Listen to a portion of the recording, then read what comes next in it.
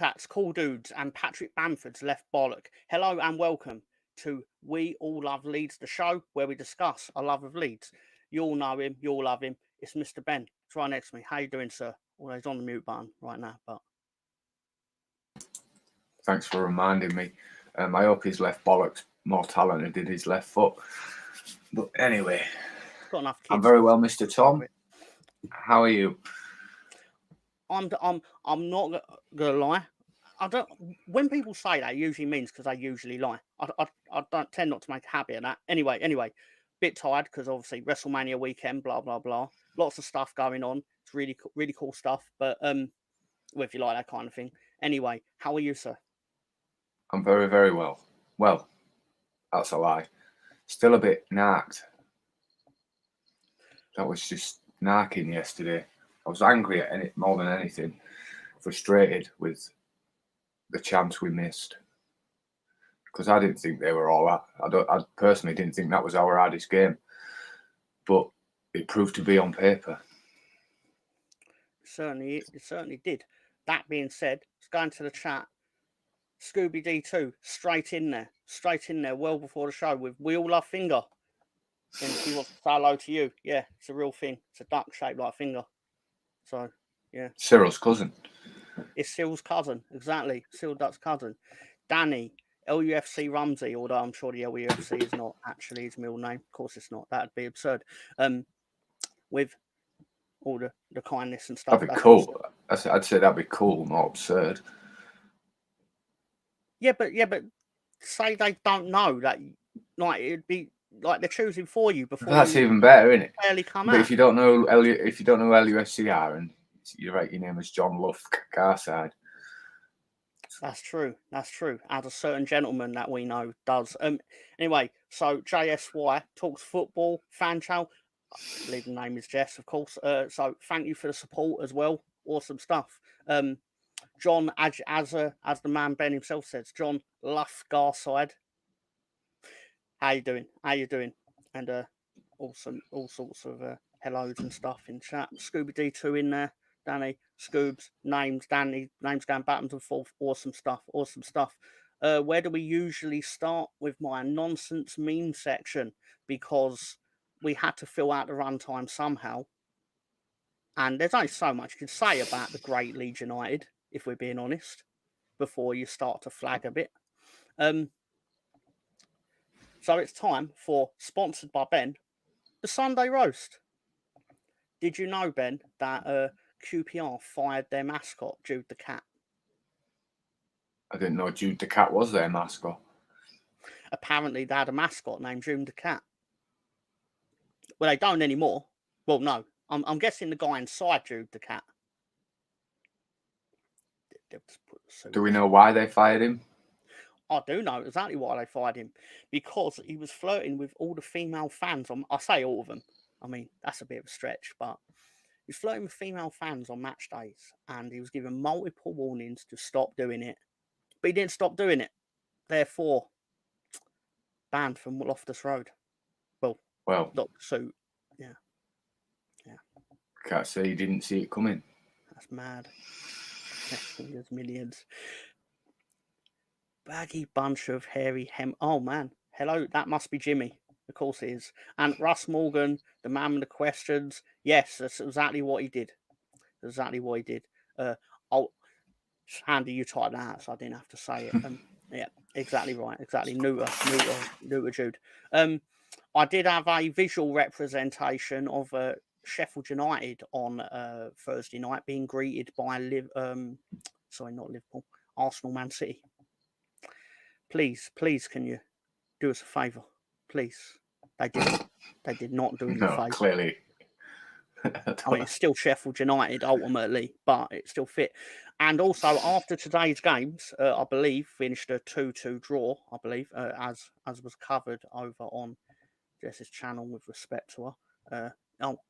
He was all Celtic today, watched the game.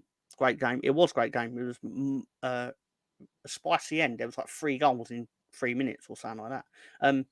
But ultimately, the Arsenal elephant are back up on the tree, leaving you the question, how the fuck did he get up there? No idea, though. He'll fall off soon again, though. Just a matter of time. Sorry, Russ could get upset at that. Come on, it's just, you know what I mean. 14 years to the week that we're off to Fratton Park. There's been a red card, but for who, Chris? I don't know, Jeff. Brilliant. One of my favourite things. That being said, I don't even really need to. What's the matter, Wayne?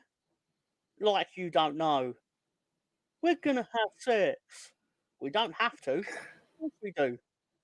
It's what I do. Anyway, what? Anyway, where's this show gone?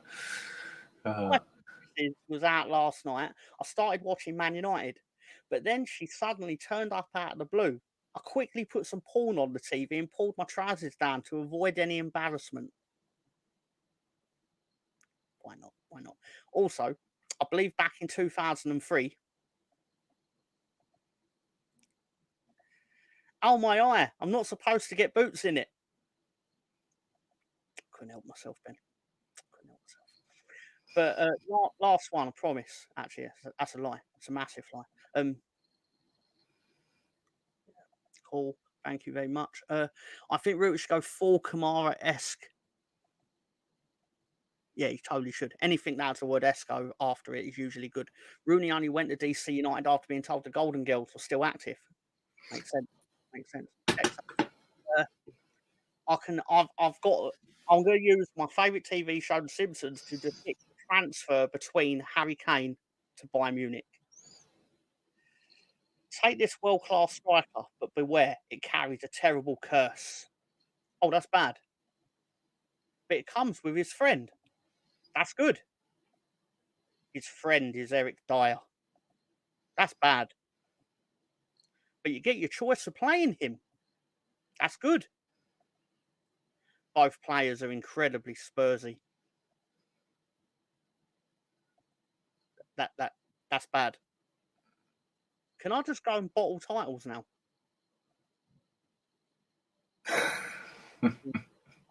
16. Come on now. They've won the league for a decade. Each year for a decade. He's been in the door 5 minutes and they're going to win nothing. That's true. It's true. As we showed last week, if he'd have stayed at Norwich on loan, he'd have won 3 titles. Yep. That's not even my opinion. It's just what would happen. Yesterday, Kieran McKenna was at Carroll Road. He wanted to shake things up. He wanted to stir some controversy, but Delia soon put a stop to that. She was like, "Hey, stop that. Let's be having you." Congratulations to Norwich, of course. And I couldn't help but find this. Can't wait. LCFC. It always confuses me because I always say LUFC by accident. LCFC Jack with 2 Ks. You may remember him from the Leicester vs Leeds episode. He was very confident. He was very confident they were going to beat us. To be fair, why wouldn't you be in their position? But can't wait for the vibes when we're playing no pressure footy with 8 games to spare. I don't think they're playing no pressure footy at all. I think they're under a lot of pressure. As our wanker of the week, yeah, that's a thing. We'll test to. So, but I found this also on the net. We're going to get into the game, but it's time for Sky Sports Leeds. Sky Sports Leeds. Sounds a lot like a lot of other segments we do. Anyway, what? So, Ben, on Monday night, we played Hull. This felt like a funeral, in my opinion. What with what came before it, it felt deflated. Oh, before we get into that, what did you make of what happened before it? As in Southampton and the other team.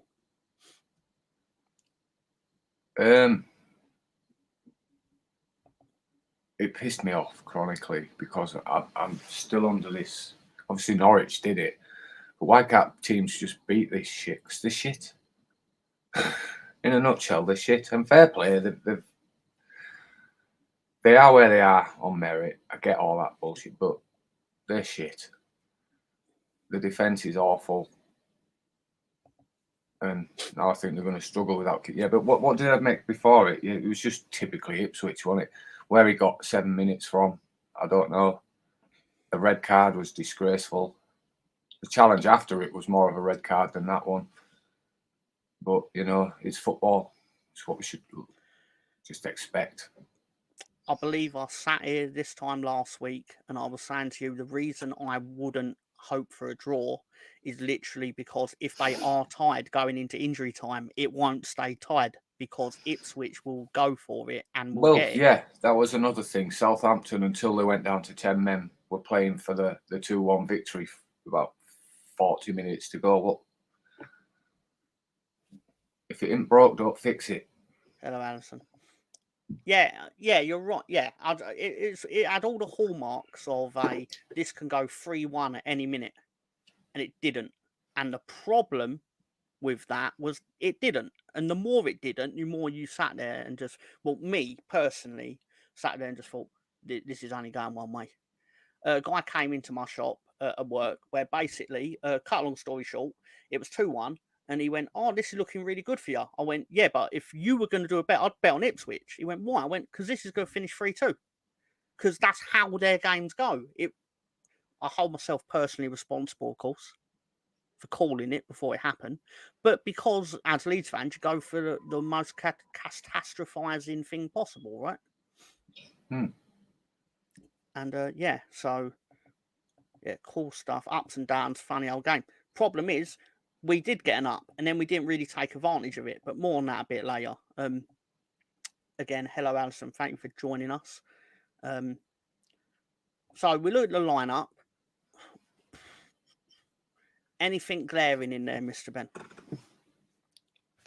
No, it's fine. It's fine. Obviously, Gruev's still not available, but it's all in hindsight now, isn't it? So looking at that, but it for me, the team was capable of doing the job. So it should beat Hull. It should beat this Hull. I mean, spoiler, it did beat this Hull eventually. We lined up like this again. Gray getting put into midfield. What did you make of that? I was happy because, look, apart from before we got going, we've not really seen Gray in midfield, have we? So I like to watch him in midfield, see him up against other midfielders, obviously, see where he lies. But obviously we'll get into it.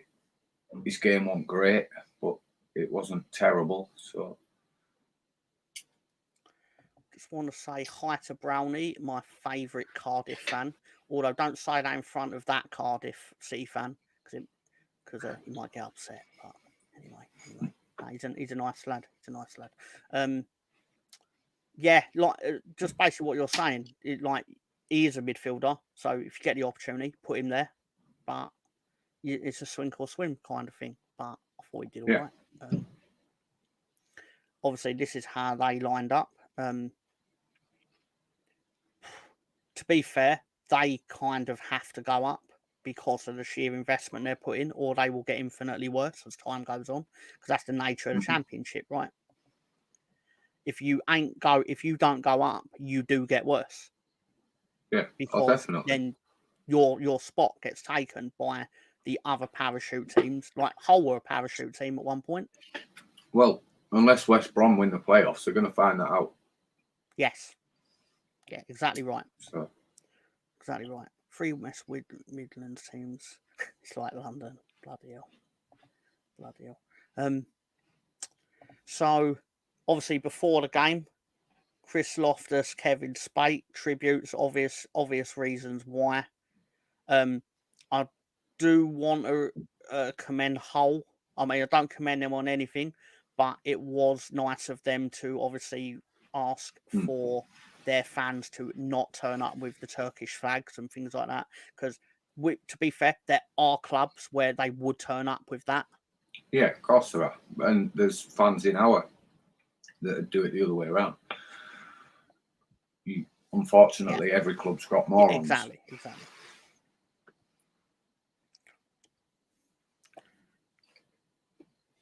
Problem is, Scooby, we're not in a position where we can really rest people because we need the wins. I mean, you never not need wins, but it's the end of the season where if they can basically terribly yesterday, we're bringing on injured. We're bringing on injured subs. Yeah, basically that. If this doesn't go our way, Ben, it's that international break that fucked us. Well, of course, it's all day that international break that fucked us. It's the 120 minutes Wales had to go through, plus the 90 minutes before that. It disrupted everything, the rhythm. Yeah. So they're knackered. They just look tired to me. Since the international break, we've been shit. We were lucky to get a point at Watford. We were lucky to get 3 points against Hull, and we got found out yesterday. Yeah. It's been coming. As good as the run is, we've basically had like individual qualities sort of keep us like ticking over. Yeah. So obviously this was a nice tribute and everything like that before the game, of course. You should never go to a football match and not come home. Cannot understate that. It's genuinely absurd that is a thing that happened and still happens. Should never go anywhere and not come home. Exactly. Well, unless you go to another woman's house and the one at home finds out, then you probably shouldn't go home because she'll make you wish you hadn't. Anyway, that's not speaking from experience, but I've seen enough TV to know. Anyway, you're watching EastEnders, mate. Actually, I try not to because it's like when you watch Americans watch American TV. I'm like, so you watch people that talk like you then? Yeah, I don't watch Emmerdale. Don't talk like me. Yeah, it's like watching paint dry. Fuck me. Anyway, so obviously we kick off the game. Hull kick off the game. Their Twitter game's not as bad. As I say, there are some teams that do nothing. But anyway, Ruta collects ball. Ruta beats 4 players in this move. I was in awe of him right now. Right now, I was. Yeah. That was pornographic. Beat 4 players. 4 players. Beat 4 players, and should say it 4th time he beat 4 players. Laid the ball off to Mr. Somerville. What do you make of everyone calling him Cree? Because it annoys me because it's not his name. Why wouldn't you just better than calling him Cry? Yeah, why would you call him Christ? It's literally I'd call him Sensei. What, like, mate, put him like a kung fu round his head, like Sensei Somerville. Yeah, they've tried this on Square Ball, haven't they? It was obviously what motivated my question. Was basically like, what do you? Yeah, but I don't look into the Jesse Marsh calling it shit. That's just it's. Trying to look into Jesse what Marsh. It is. I just call him Somerville. Generally speaking, yeah, and exactly right. International break does fuck us up. Look at the stats. Thank you for that. I don't think I'm ever going to be in a position where I'm stood saying, "I agree." Yeah. You know. Yeah. So he's played in. Shot gets lashed at the goalkeeper. Goes in. Yeah, had big Watford vibes. This. Because that happened at Watford. Then it landed straight to their player. Sam Byron, goes, I'm just going to put the ball right on my nose, which he did. And it went in. And as we do on the show, goal. It's my attempt at being Brazilian. Anyway. Excuse me. Reactions to the goal included, I'm guessing that's let's fucking go, go, go. Let's go, Leeds. Want you and Leicester up. Sick of the lucky goals and biased Sky agenda given to Ipswich. Don't worry, later on we'll find out Ipswich think the same thing. Get in. He scored with his face. Boom. Hull. Just goal. Leeds. Sam Byron. Just nondescript. Their reactions naturally were, good night, lads. If Philogene keeps this up, we're going to have to call... Fuck's that. Sorry, Ben. No, I laughed. Oh. Good night, lads. Sorry. Alsop palms into his 6-yard box, and Giles, scared of a header, I'm so done with this team now. Just end the season. Poor defending. And Lewis says useless. But then in 24th minute, to be fair to them, they said similar to my sentiments. No fan should ever not return home. I mean, it was nice of like the game to stop. Dead. Like stopped it. So Yeah, but that's really the one well reason the referee didn't get wanker of the week. Because I was quite happy with him up until that point, and then after that point, he became an ass. Yeah. I've likened you though, because I see some of your comments like on the things, and it's not digging you out, it's because I'm about to say the same thing to Russ.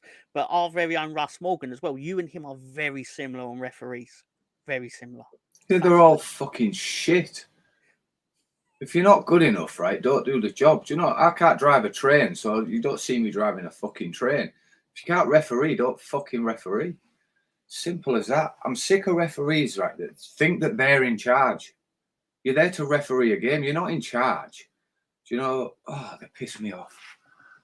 Fucking him yesterday, booking people, right? And this is in defence of Coventry as well. For kicking the ball away. He booked 2 people for kicking the ball away. That's not kicking the ball away, what they did. The ball travelled about a fucking yard each time. Yet, he don't book people for wrestling on the side of the pitch. Well, no, he booked us both. He booked them both, didn't he, for that? He had to, when Ampadu got caught with whichever knobhead it was. But some of the challenges yesterday and the fouls, just get a grip, referee. Get a fucking grip. Honestly. Ref rant over. No. I'm sure it won't be your last one. It's always welcome. So I think before the obviously disaster struck, Cree puts James. Oh fuck! I call him Cree. Why'd I do that? Somerville puts James through because I'm a prick. So James then puts the ball across goal.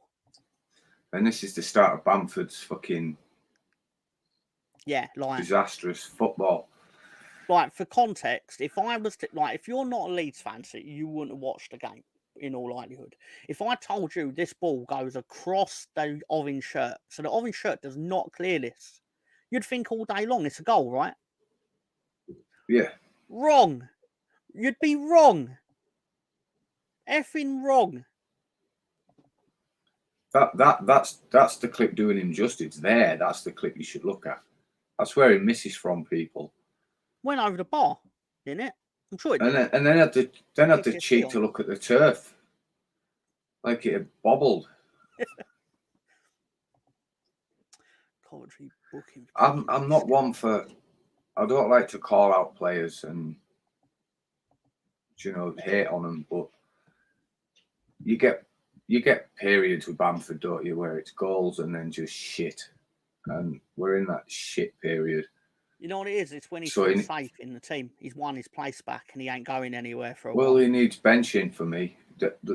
I know we're still on the Hull game, but even when he came on against Hull, he wants to win the ball. He's vibrant. He puts himself about. Go with him, Joseph, for me.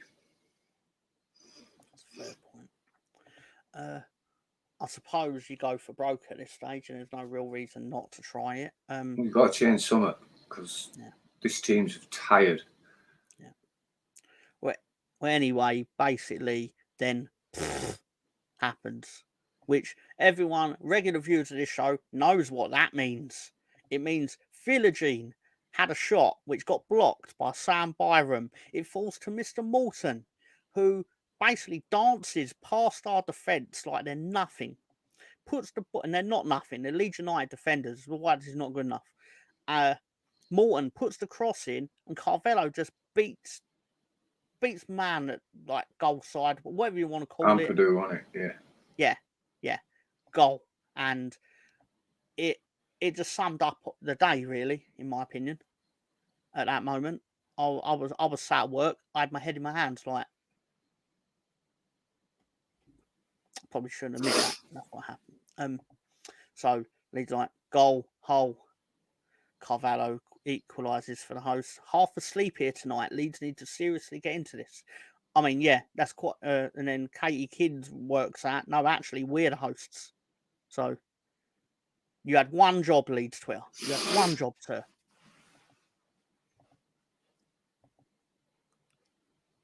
Yeah, fair point.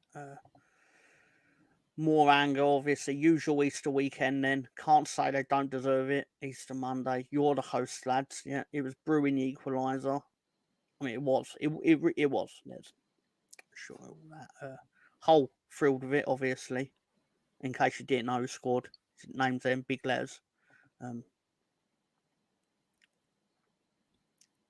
don't know, Star Boy is because I thought Saka played for Arsenal. Tyler Morton, baby, I can come on, go get another one. We can't shoot for toffee against Stoke, but we can equalise against Leeds. Ha ha! I love this club.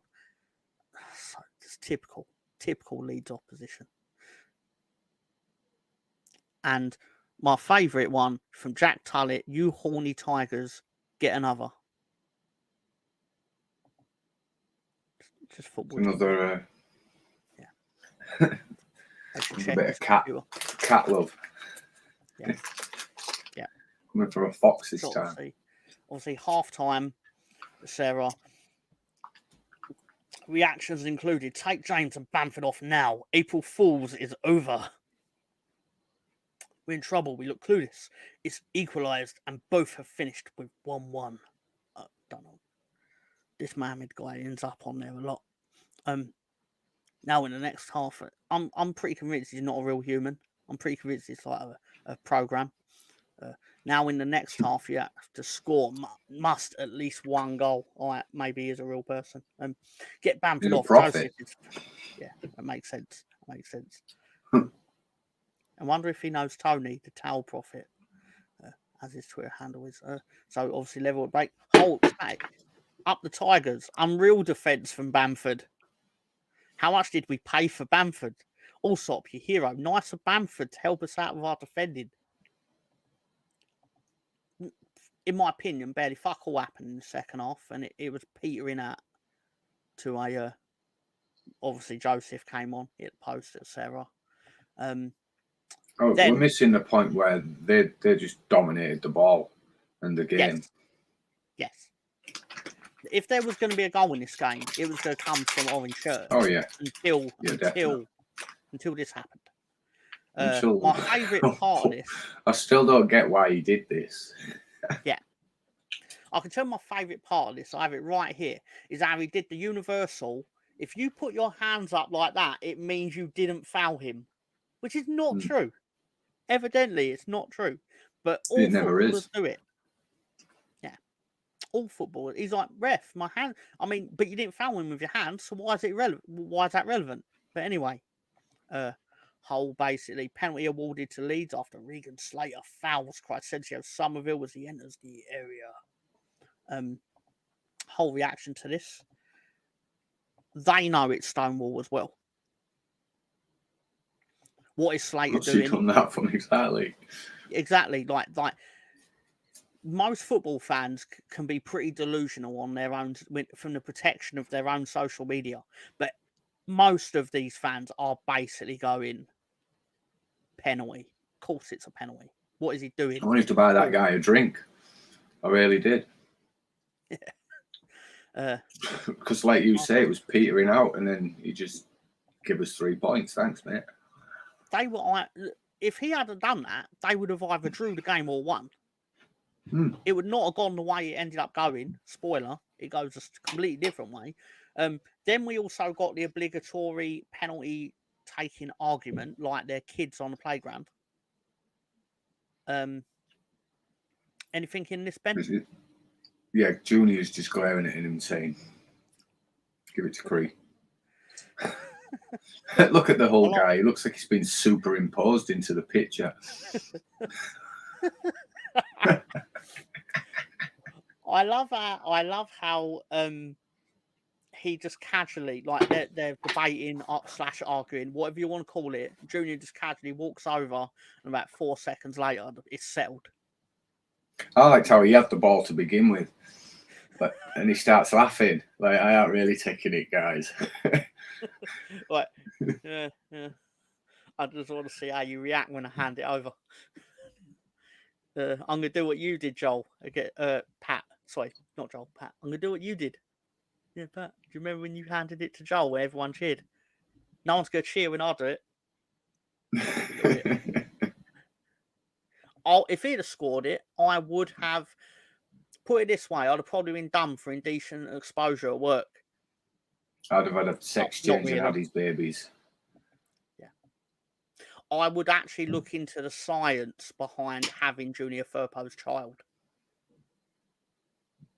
You would have nothing against anyone, but I would fund the research at the minimum. Let's just say. You'd have grown a womb on the side of a mouse. Yeah.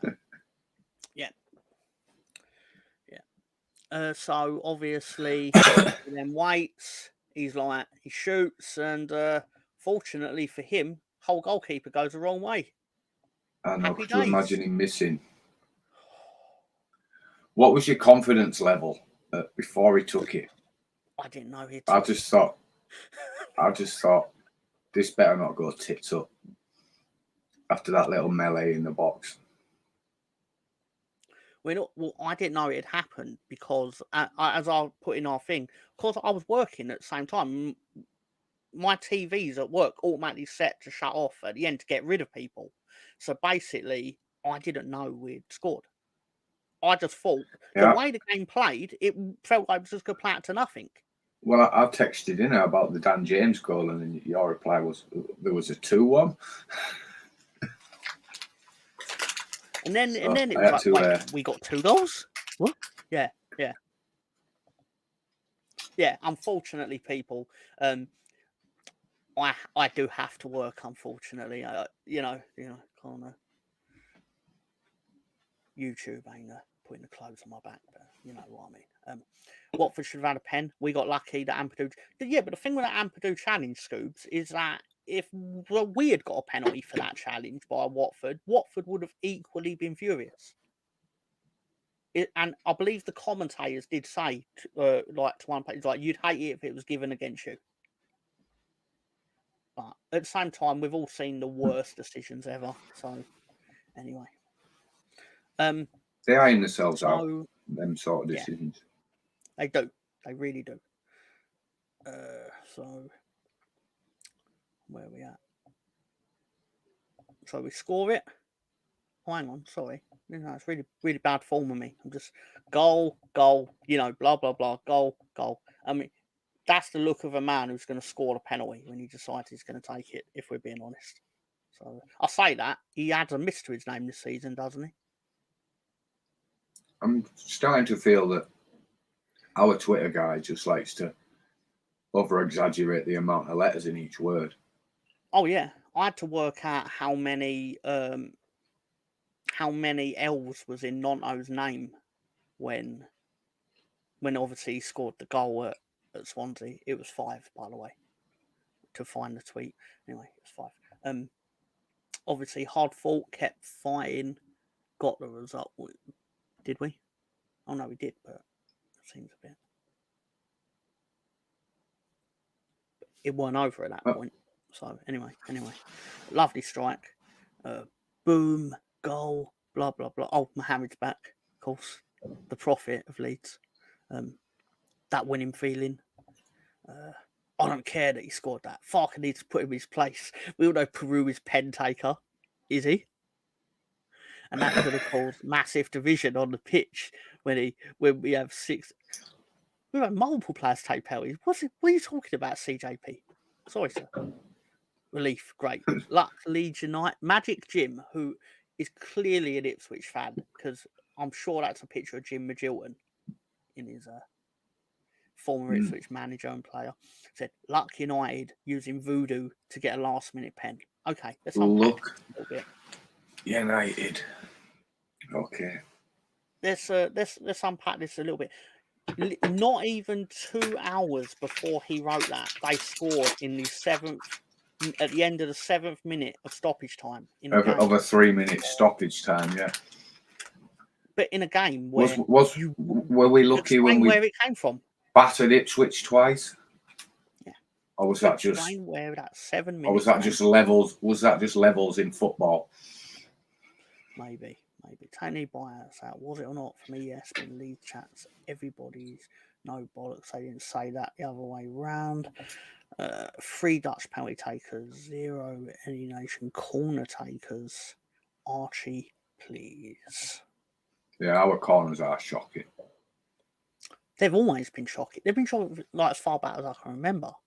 It's almost like they don't practice corners after they've trained, where like you can simulate your legs being tired and then having to get the height on the ball. It's not just that. It's like doesn't go beat the first our man. Our wingers get to the byline or whatever when they don't cut inside, or even the fullbacks, other than a couple from Fairport this season. Our delivery is shocking. We either cross the ball in too high, too long, goes too far, or we'll cross it in low and it'll hit the first or second man.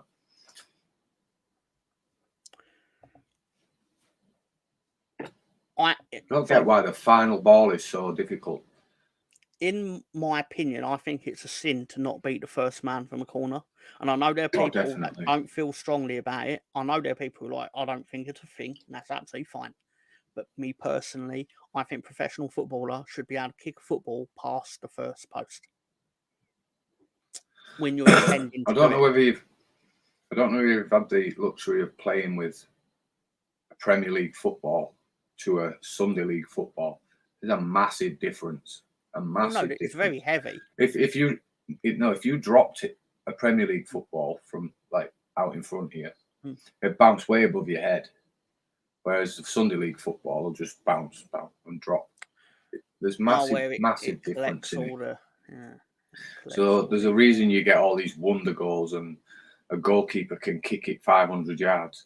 It's the ball. Been a long time since we had dead balls. I was lucky enough back in about 2004 to work at Thorpe Arch when I was as a landscape gardener, and there was a wooded area behind it, and didn't take me long to notice that they don't retrieve the balls that they kick in there. So one night I went and retrieved half a dozen.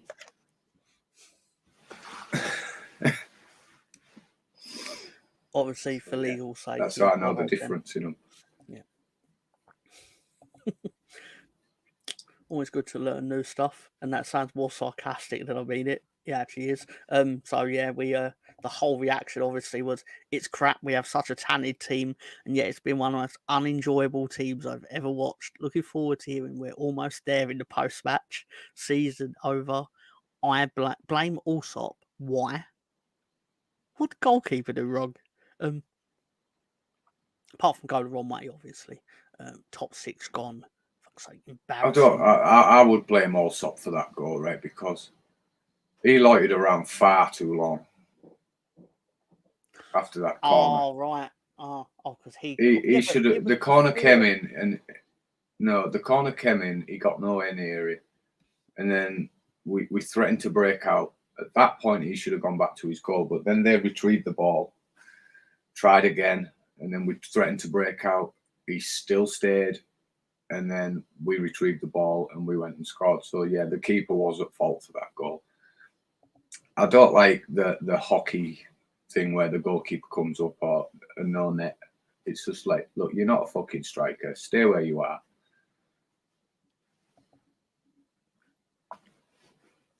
I suppose. I thought Elliot came up yesterday at the end. I thought, stay where you are. Because if they do a Dan James, that goal could be critical. You're right. Come the end of the season. Yeah. I suppose I'm reading this from... Oh, hang on. Sorry. I suppose I'm reading this from the perspective of because it's on the tweet of our goal from Somerville, whereas obviously it probably is the residual from what's about to happen next. So obviously Allsop comes up for the corner. Rodon, like Colossus, wins the header. We then end up making our way down the pitch where Peru puts Dan James through. You see, for me, right? Yeah, go on. Why is the keeper watching where the ball is? He should just be head down, get to goal. Exactly right. Because he at what moment? So I'll put it another way. Is it at this moment where he knows he probably should start heading, because he heads back and then he goes back to the penalty box, if I remember rightly? It's long before this moment. Oh no, he hangs around far too long, because obviously he should already be back in his box at this point. Because it's not, that ball hovered around the penalty box for far too long for him to get caught out, in my opinion. Yeah. Sounds over his head. Obviously, fantastic goal, in fairness to Mr. James. Much as I love Tony Dorigo on commentary, I love he was the dead ball coach on weekdays. I loved him as a player. I hate LUTV commentary. Why is that, Mr. Scoobs? Is it? Do you feel it's overly biased? Not that I mean to speak for you, but do you get that sense? I mean, it's supposed to be fair to him. It's better than listening to Sky, which is overly biased the other way. Chadwick in the youth team looks like an excellent prospect. Yeah, obviously, congratulations on the youth team for making the FA Youth Cup final for the first time since 1997. Ding dong on it. Did you watch that? I watched parts of it, but it was it was. I missed 6 goals, and I watched it. Wow. Crazy, but yeah, I missed 6 goals. And yeah, as we've discovered, is it Wilson who does this sort of thing, or is it the intern? Because someone there's obviously uses the caps lock. I think this they've got Parkinson's.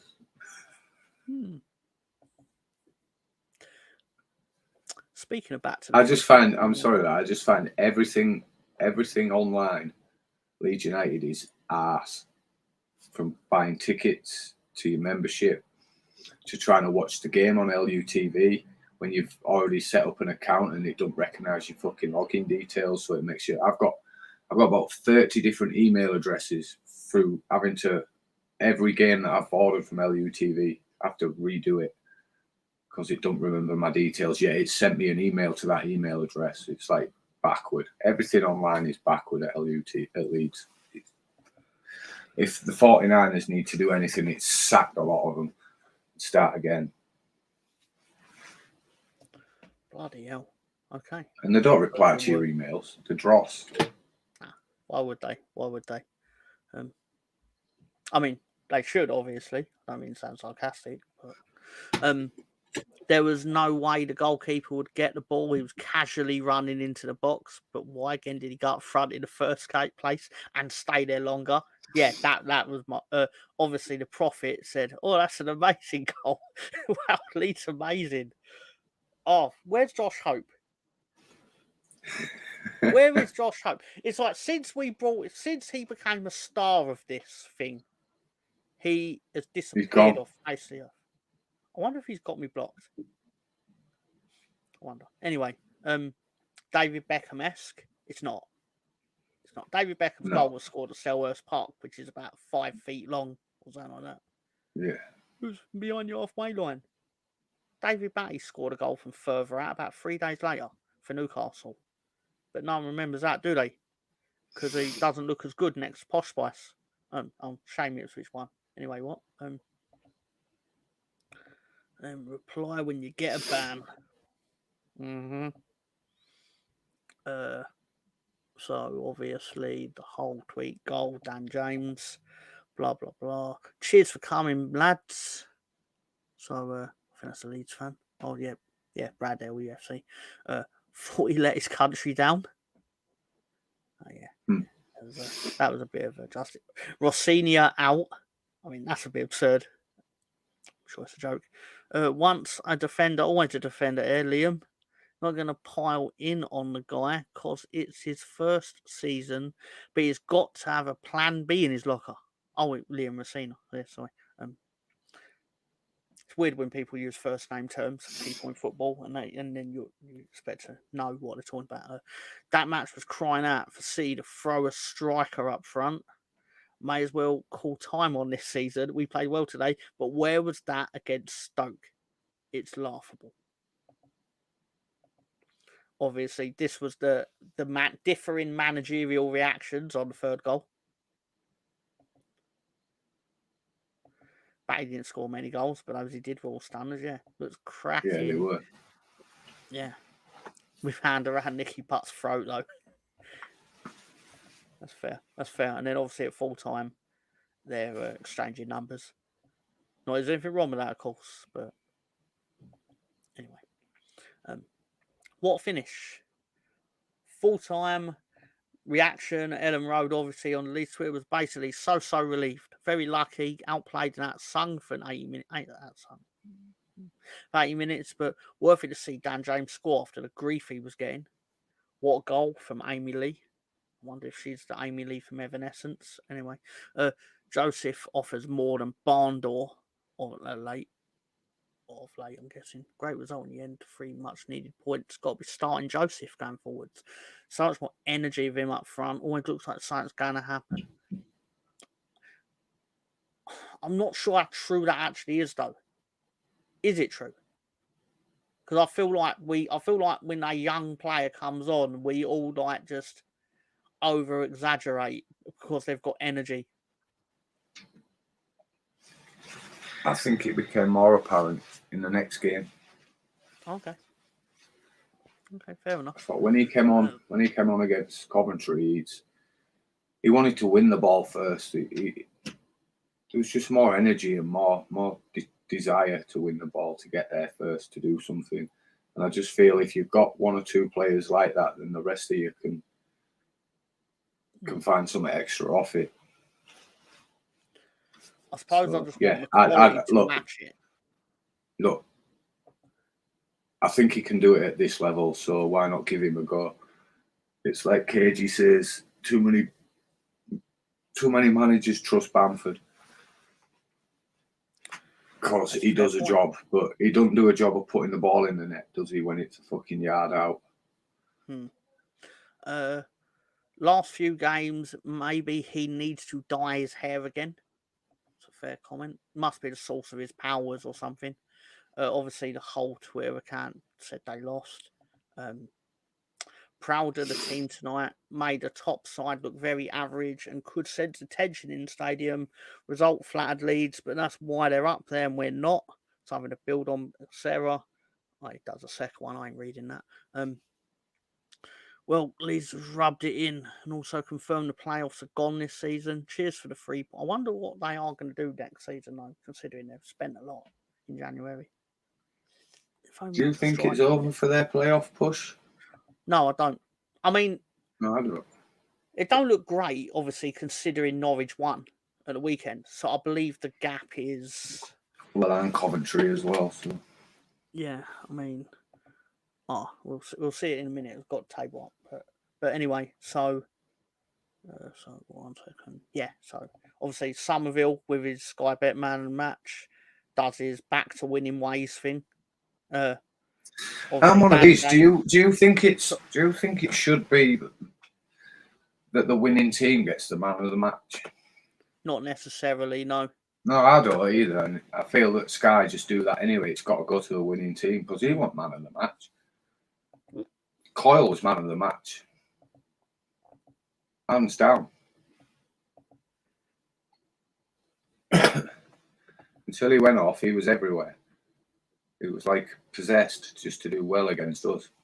And fair play, he did. You're right.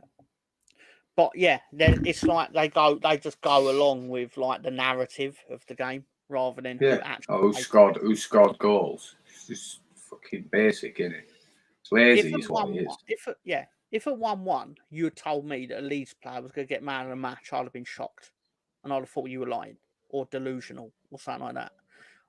Because there was nothing in us that suggested we had a player perform better than their player in terms of effort or output. I mean, I know we then scored twice, and obviously obligatory. We all know what came out of this man's mouth in this moment.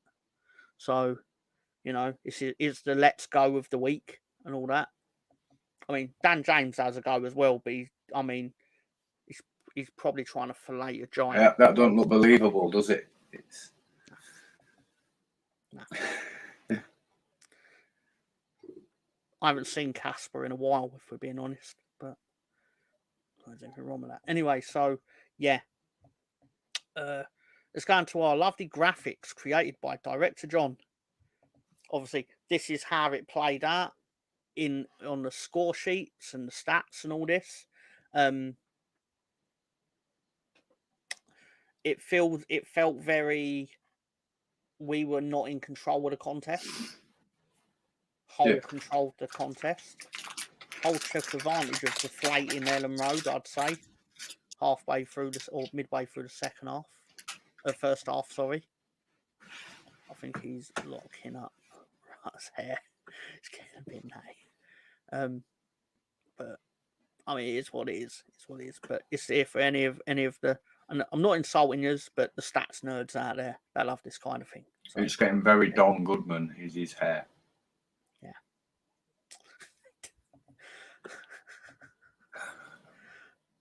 I mean, I can't dispute it. It's Goodmanish.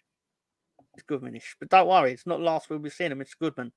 Anyway, so right, let's roll around to Saturday afternoon, and do we have to? You know, I did it in case we won, so you know, admittedly, I've put in the effort that you would expect of someone that was awake till 5 a.m. with watching WrestleMania Night 1. So good. So anyway, right, because if we'd have lost to Hull, like we lost yesterday, right, I wouldn't have been pissed off because we'd have deserved to lose to Hull. We didn't deserve to lose to that dross yesterday. They were shit. We were just shit. To me, the way that game played out, they weren't the hardest fixture we had left. We just made it hard. And as you'll find out with the poo emoji. Well, we've captured Ben's feelings on it via an emoji, let's just say. But obviously, as Ben likes to see, we went to the Coventry Building Society Arena, which looks like the dick pic emoji. Well, not emoji. Obviously, that's the I want to call it the eggplant, the courgette thing. But I mean, in terms so that's of brand like, new, is it? Is that pic, brand new? Because no, it's long ago they were the Rio Arena. They were very homeless not long ago. Am I right? Because the rugby team that took over. Yes, the Rio Arena, but it's been obviously a new sponsor or whatever. So well, basically, yeah. Here's my understanding: is Coventry didn't have enough money, so the owners of this stadium said they gave it to the rugby team. I can't remember. Was it Wasps or one of them? Yeah. And that didn't turn out well. Northampton, didn't they? Yeah, so that didn't turn out very well because they couldn't afford to get through COVID, and now these came back begging Coventry to come back to the stadium. I'm going to be very upset if it turns out that people do not call this the Butt Plug Stadium or Butt Plug Arena, because it does look like exactly that. And Russ, it's got to be the Bell End Arena, surely. Unfortunately, Russ, the game was not played at night, so on We All Love Leeds, I have no contractual requirement to show what it looks like at night. Russ, it glows in the dark like a French tickler. And that's what it looks like from the inside. I have no punchline. That's just what it looks like. Do you feel that they wasted a lot of opportunity for seating on the right-hand side there? Yes, it feels very steep, but needlessly steep. It's like you could just, I don't know. You're right. It feels like you could pack. It might be the angle, like, because obviously the person taking the photo is more slanted towards the right. But yeah, I do get the feeling you could have put more there. Or basically, it's that top tier, isn't it? That top tier's probably got 4 rows on it. It's like a toddler top tier. Yeah. There's nothing there. Anyway, Like it's like a swimming bath, top tier, isn't it? Yeah. Anyway, enough of this in the Bell End Arena. You are right, Russ. It does look decent. Like if you told me if it was fairly recent and new, I'd believe you. It looks fine, but we just feel like there's more. You could have done more with it internally to like get more money through. Because obviously, unless you're in the Premier League, you need people in the turnstiles to get money through into a club. It only sees 30k when Leeds go. More on that later. Right side of Ello Beyond Hope. Right side of that pick is our executive and Premier club seats. Coventry fan. Oh, thank you. Thank you. Coventry. And please don't take the onslaught on your victory that I'm about to give, because you put the ball in the net twice, and fair play. I'm not bitter that you won. I'm just bitter that we didn't beat you. Colonel Woolwith, it's fitting that Leeds went to the butt plug arena and got shafted. It's the styling to Colonel Ward. Hello, Colonel Ward. Welcome. Amazing stuff. Thank you, Jess. Very kind of you. Awesome stuff. Also, watch Jess's show. She's got some good content, good stuff. If I was an estate agent, I would describe it as has potential for expansion. Perfectly put. Perfectly put. But yeah, despite what we're about to say, we are not at any point, we are not a delusional channel. If we do not deserve to win, No. we do not say we deserve. We didn't deserve to win. It's as simple as that. We'll say it as we see it. We don't look at everything through Leeds tinted glasses. Yeah. You know, we do have biasness, obviously, the Leeds fans, but yeah, we should. We'll get to it. Let's get to it. One based on factors like league position, our needs, and things like this. I just feel right. Win the game, but we didn't. I just feel they didn't score their first goal when they did. They would have got hammered yesterday. I just think it just set a switch in us, and because we came out fine for 10 minutes, we was fine. Then they scored that goal that went out. It went out play at the far side. I don't know why no one's brought that up. But we scored. Does anyone else agree with me there that ball went out of play? It's a difficult one. We've got Callum O'Hare, so apparently Callum O'Hare, beyond hope. We I did venture onto your Twitter account. Well, not your Twitter account. I don't know if you got a Twitter account. I don't even know if you own the Coventry Twitter account. I'm sure you don't. I'm sure Coventry does. But anyway, I thought Coventry were all right, to be fair. I don't think they're a bad side. They're not. They're clearly not. We haven't beat them this season. They're not a bad side at all. By a lot of fans, we played 6 games against the top 4 teams, won 2, lost 2, drew 2. There you go. That's fair play. Game and 1 point away from playoffs again. It's fairly respectable, 100% respectable. How do you do, lads? That must be Glenn Hayes. Of course it is. How you doing, fella? Saturday night's his best. It's raw. I thought it's I watched Coventry on the first game of the season, and how Leicester won that game, I don't know. And because it was 3-1. Did they still have Hamer? They did at that point. They still had Hamer at that point. Obviously, then they lost Hamer and the other guy, and I felt for him a little bit. But look, little scum bastard in charge. He's done all right with you. It's credited with an assist, though, Colonel. Credit with an assist, mate. So anyway, this was the Coventry lineup. This is how we lined up. Sorry, Ben. Sorry, that was rude of me. Sorry. Yeah, I'd like to see Coventry make the playoffs. I would. Out the 3 that are fighting for it. I wouldn't like to play them in the playoffs because. You see, I think we can beat them. I do. I know we haven't beaten them, and fair play to them. But we've got 1 point out of 6 off them. But I just think they're beatable. Out of fear. It's not fear, Ben. It's just more the fact that when they play up to us, it seems to work better for them than, say, when we play a... Well, the other team in the mix have done exactly the same as West Brom, and they're the team I wouldn't want to play. Just because I think they're tactically better. thing I is, felt though, yesterday, and I think the wind played a massive factor in it. But yesterday was a League One game, and no disrespect to Coventry, but they're more League One than we are. So you're not going to outplay a League One side playing League One football. It was a scrappy affair. It was shocking, and we just didn't seem to get the rub of the ball or the second ball, and they did, and that's how it went. But it was just annoying yesterday for a lot of reasons. And the one thing I feel Coventry did do well was make it very hard for us to break through.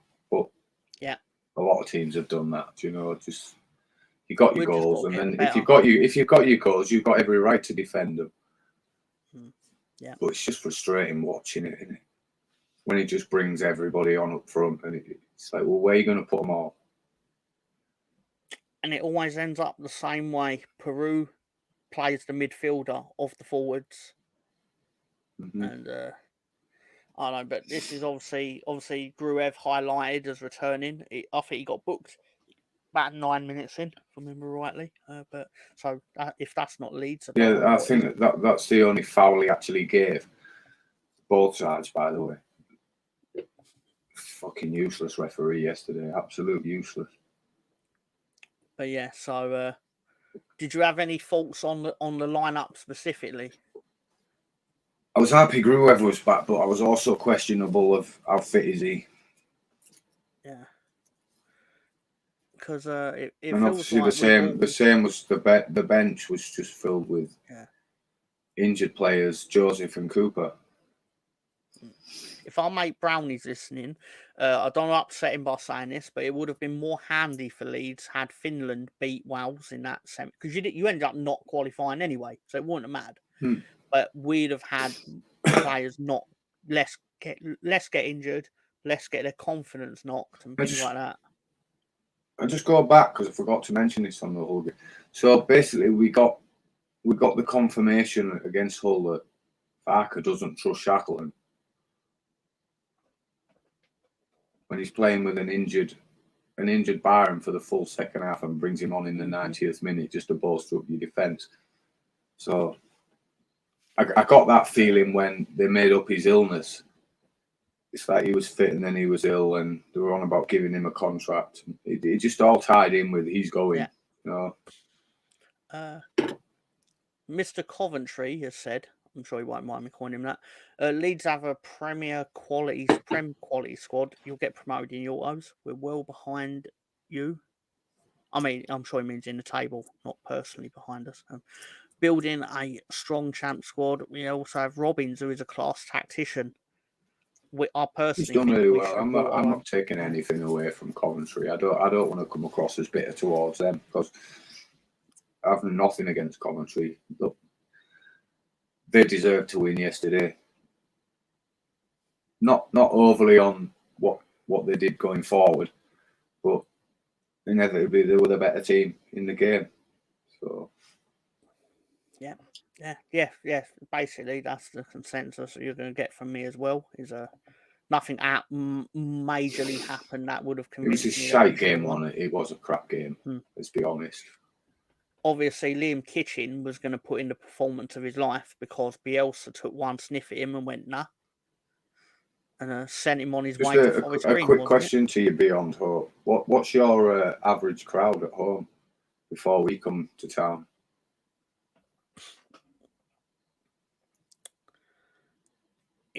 I imagine it is not 30,000.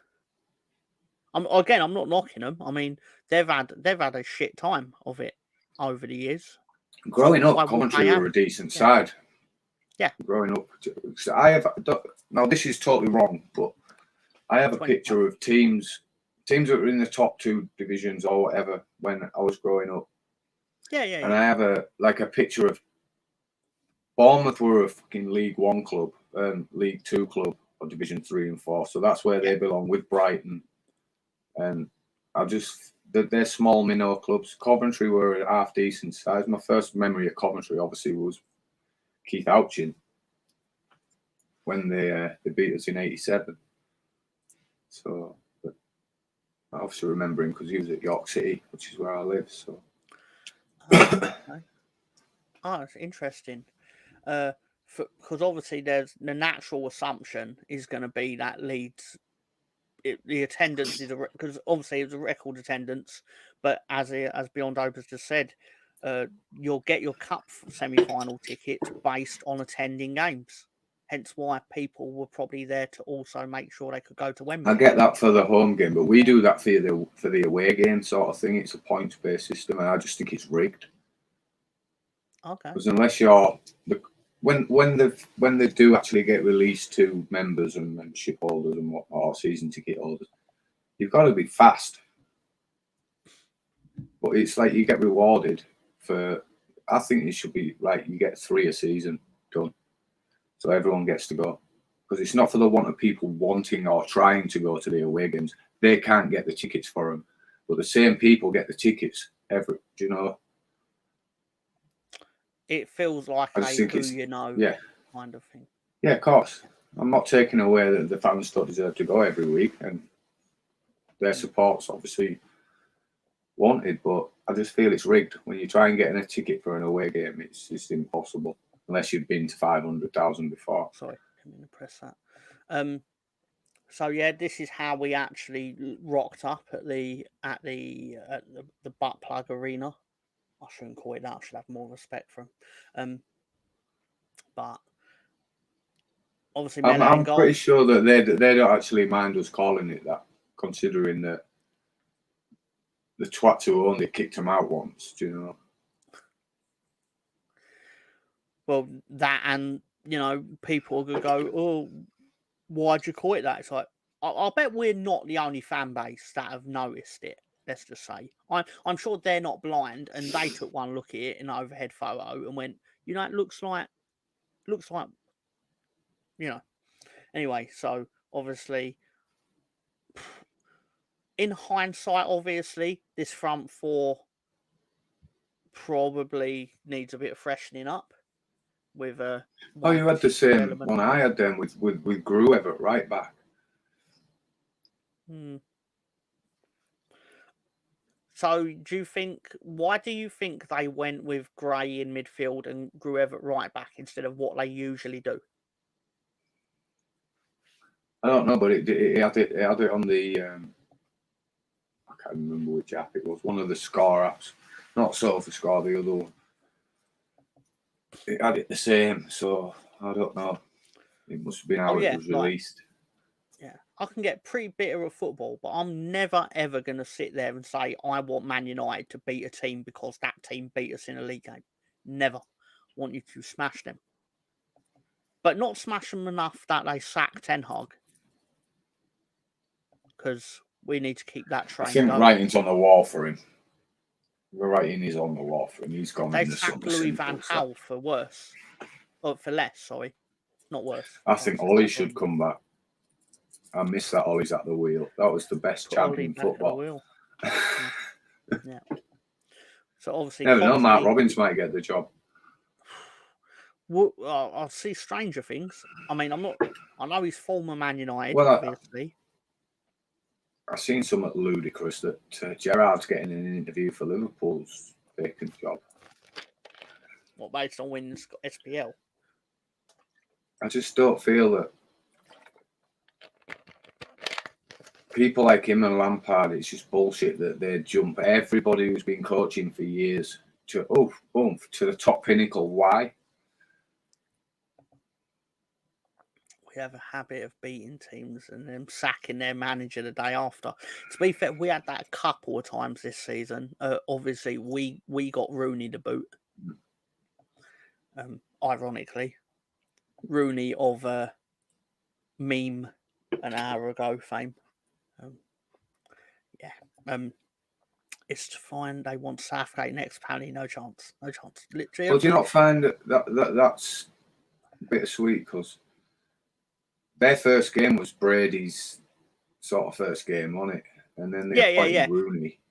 Oh, it makes sense. And then we ended it, Yeah, because they had. I remember, I don't watch the ITV highlights for the Championship, but I did on this particular Saturday evening. Sorry, but I just happened to see it, and obviously the cameras were rocked up at St Andrews, and cut a long story short, they weren't there because Leeds were in town. They were there because Tom Brady was in town in St Andrews, and they wanted to interview him and basically kiss his ass and all this. And they happened to win with the last minute penalty, blah blah blah, which incidentally could probably be key to our season. As silly as this sounds, didn't feel like it at the time, but so it just felt quite nice that we then, in the return fixture, gave them a bit of a hiding. Hello, Mark. If it becomes key to our season, Tom, right, I challenge you to find a Leeds fan that's going to blame it on that game and not the Bamford missing a fucking penalty Stoke game. I'm absolutely not going to blame it on that game, but the reality is, that Bamford missing the Stoke game. Oh my god. Something. Sorry. This is a podcast. Well, it was Leicester last year, wasn't it? When he missed that open goal at the far post. So. This is like, there are words on this show. Like, it's not just me making noises upon hearing the name Bamford. Where I'm like, oh my god, whatever. So I was about to say your children can watch. They can't. Don't get your children watching this. But at the same time, just anyway. Sorry. I'm not watching my mates a footballer this week. Yeah. Not doing it. Who was I watching? I was having a meltdown because City of Leeds fans or whatever it's called.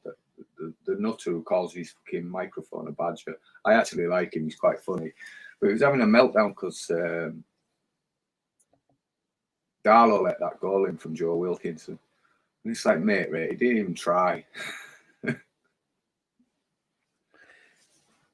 Hello, B. Good to see you. Thank you for that. Yeah, second Canada. It was a great season. I still have the VHS of that. So I learned a lot about Leeds through that. When I was a child, obviously. No knives out for Paddy. I do agree that I don't agree with personally attacking him on the internet or attacking his family and stuff like that. Like, do not do that because there's literally no. But you can have an opinion on his shit performance. Yeah. Yes. You don't need to tell his wife your opinion of his shit performance. That is not necessary, in my opinion. You don't even need to tell him your opinion on his shit performance. Exactly. You just have a little debate about it amongst your friends like we do. Yeah.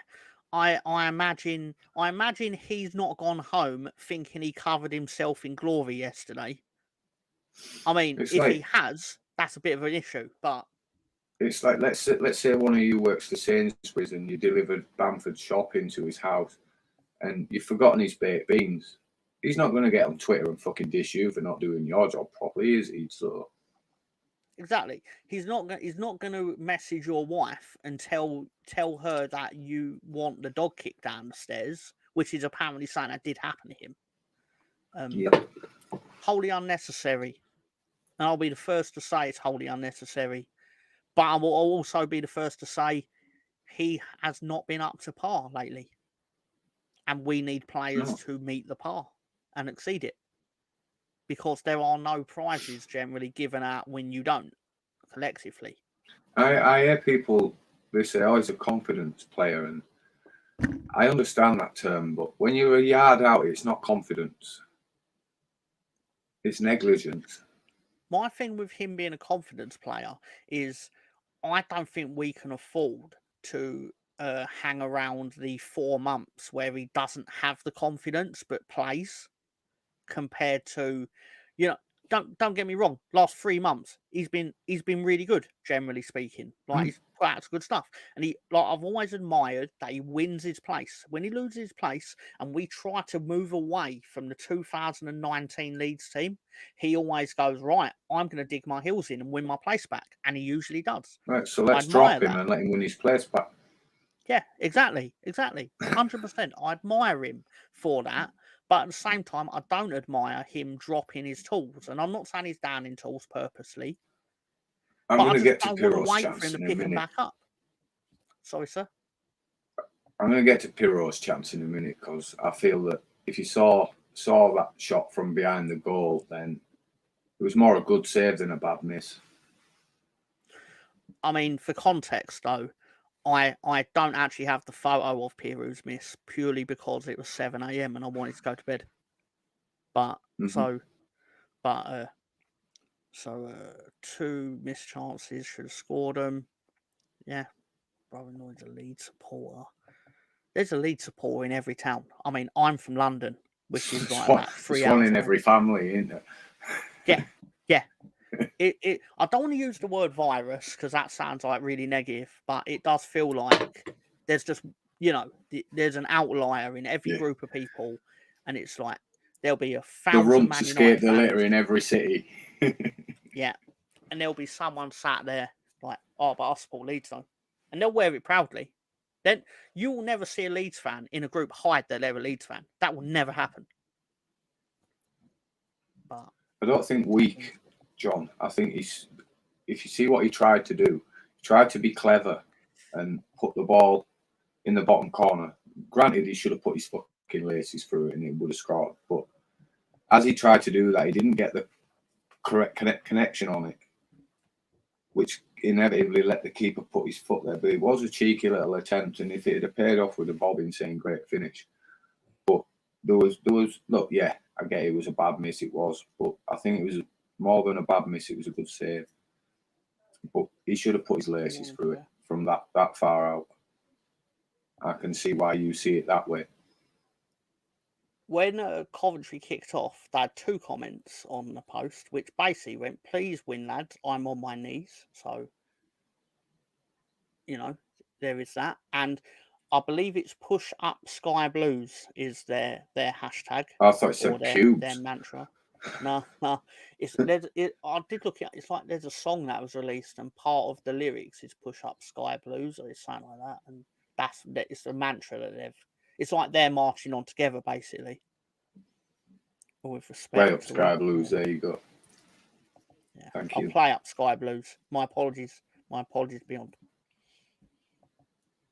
Maybe I did look it up like yesterday, and a lot of things have happened since then. I met lots of people this weekend despite Leeds, but have a relative, husband, wife, child, best friend supports us. Could see why we annoy so many people.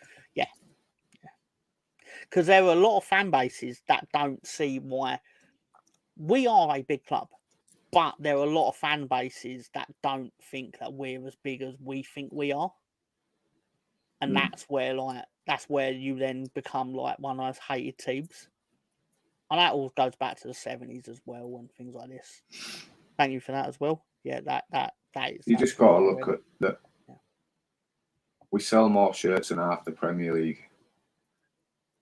We're a bigger club than half the Premier League. It's not opinion, it's fact. I mean, I think it's something like we are the 15th most successful club in England, which is quite impressive considering we've not been, take the last 3 years away, we've not been in the Premier League for 2 decades. Win the big money. We spent most of our history in this league. Yes. But you just got to look at why does Sky put us on every game? The only game out of the last 8-9 games this season that we will not be on telly was Saturdays. The rest. Sky Sports Leeds United, and that took a East Anglia derby to knock us off the telly. Yeah, and I'm sure if they could have moved us to Friday night, they would have done. Yeah. So Don Goodman's in the photo, supposedly. anyway, he knows we love him. So obviously, should have started. I've recorded this after the fact, so we're getting some hindsight opinions here. Against Man City B team that has empty seats and same kit. Oh, come on, Shane. Come on, lads, sort it out. MOT from Japan. It's pretty cool. And come on, boys. Unfortunately, we've got a new emoji. We've done away with the poo emoji. I mean, I don't know what noise to give it. Like, is it more of like sort of thing? No, it's more. We'll probably get banned from YouTube, so we'll just leave it as the emoji. Yeah. Use your imaginations. Yeah, it's not PG. So yeah, that usually means that bad things are happening to us. Corner's swung in. It gets sliced back across the goal. Did you See, think look how many you thought this went many out? pink shirts are there. Look how many Yep, pink shirts yep, are in that 6-yard box. yep. It's not good enough.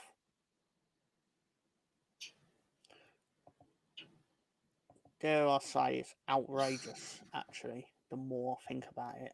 I Obviously, didn't see it coming. I won't lie, I didn't. nah, but obviously it works its way back in, and then basically Sims beats Melier to the ball, essentially, is what happens. And could Melier have done better? Probably, but he shouldn't be. Yeah, He shouldn't should even have get caught the to the ball. situation where he has to Should have get the caught ball. when it come over. Simple as that. So, there's a million things that should have happened. Oh, look, it's the main man, Director John, with what's going on, my bitches. I better get everything right to kick off. So how did your New York Rangers get? Because I know they beat the Red Wings. Oh, they beat the Red Wings. I think that was the last game.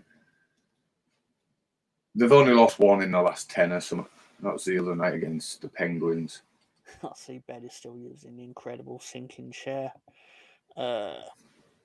I often lose their man after first header.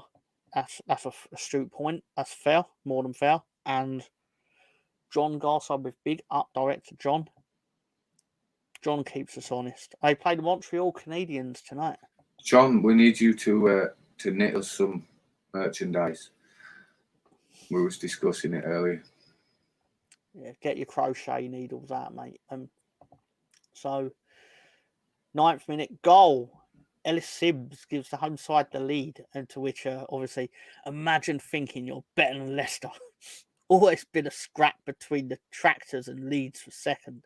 I mean, I do like the descriptor of Tractors, so fair is fair, but the international break was bad for us. We've been bang average since, despite managing not to lose. Fair. We're coming back strong. Come on. Did we beat Leicester twice? We did.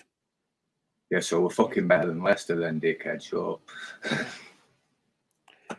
I mean, it's one of these things where it goes, I can imagine thinking it because we played them twice and won twice. So, well, you look at it, right, and I've forgotten his name now, Coventry fan, who's going on their record against the top sides. We've lost once against the top 4. We've won the rest, hands down. 12 out of 15 points.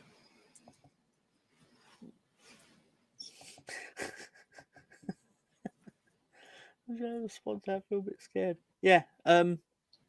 Premier League, that would be disallowed for interfering with a goalkeeper. Not too sure about that. I think he just beat the goalkeeper to an header. As silly as that sounds. Obviously, Coventry basically went goal, Ellis Sims, blah, blah, blah. Obviously, their fans are ecstatic because they think he's God. Water is wet was said multiple times on that tweet. It was even more. It was like it's on there about 8 times. I'm sure someone saw it and then just thought, oh, I'll write it too. Anyway, here's what it is. Surely just tweet this a couple of times before kick-off every week and save the hassle. It does make you proud, though, doesn't it? When you see what it means to these clubs to beat us. Yeah. And that they earned it. Like they did. Ultimately, football goals win games, but we would have got a lot of goals if they didn't stop us. So exactly, yeah. See, I'll stand to it. I know it's easy to say or whatever, but if you hadn't scored, then we would have stuffed you because you was nowhere, and that just stopped the momentum of the game. He is. You're right, beyond hope. I was reading before the game. He scored the most goals in the 4 tiers, hasn't he, in this calendar year? So yeah, he's going to net himself big move, basically. Oh, I thought he did a job yesterday. He did a great job. Yeah. Both the big guys up front. They showed Bamford how to hold ball up. Yeah. Well, I don't mean to be the harbinger of doom for you, Mr. Hope, but at the same time, you know, like you're clearly not stupid enough to think that if you are not in the Premier League next season, Sims will be in the Premier League next season probably. With his output, yeah. Happy to beat one of the best sides in the league. Yeah, fair enough. Obviously, I keep get it that. up, fellas. I wasn't having a go at your club there for that. I think it is nice to be in that position where you are most teams' cup final. And to see how happy they are when they score against you, and you just, I was fuming. I was fuming. Obviously, I was more fuming than right because the opportunity was there, wasn't it? After Norwich did us a favour. That is the crux of why this is disastrous. Don't get me wrong, I'm still going to see it at some point and go, could have been a lot worse because obviously Ipswich didn't win. But then that's why it's really bad, is because they didn't win and we didn't take advantage of it. We had the chance to basically put our foot on Ipswich's throat, and we just decided to let them get up. Essentially, is the most blunt. And basically, in my opinion, basically gave Leicester a title because Leicester have to drop. They get to drop 4 points now. Yeah. In 6 games, so they are probably going to get it, aren't they? But yeah, so everyone's taking a pop at Bamford, but Reuter's consistently given a ball away that first half by far the worst player on the pitch. Bottling, absolute. I don't agree with the term bottling when you're just losing a football match. I think bottling is more of a long-term thing. Bottling's what Southampton have done. Yeah. Like bottling is Bayern Munich being after multiple chances to not be 16 points behind. They are 16 points behind. Like bottling isn't just not playing well in a half of football, in my opinion. I think, but the problem is, I've discovered a lot of people don't know that. A lot of people think, if you're just not doing well in that isolated moment, you are bottling. It's like, you're not. There are winners and losers in football, and sometimes it just won't be you. Bottling it would have been when we was in League One, losing at home to Bristol. That would have been bottling it. Yes. Newcastle in '96 dropping the 12-point lead to Manchester United is a bottle job. By definition, is a bottle job. But losing a one match in that run isn't necessarily bottling. You just got beat. So I just think it's an important distinction to make. Difficult conditions. I mean, there'd be nowhere else where we could discuss that. So thank you to Reynolds Solo on Twitter. Difficult conditions, started well with 3 good chances for went goal down. Yeah, that sounds about right. I get the difficult conditions, but 2 teams got to play in them difficult conditions. That's true. Well, I feel when they were playing into the wind, they played the wind better, and when they were playing against the wind, they played the wind better. I thought we underhit it and then overhit it.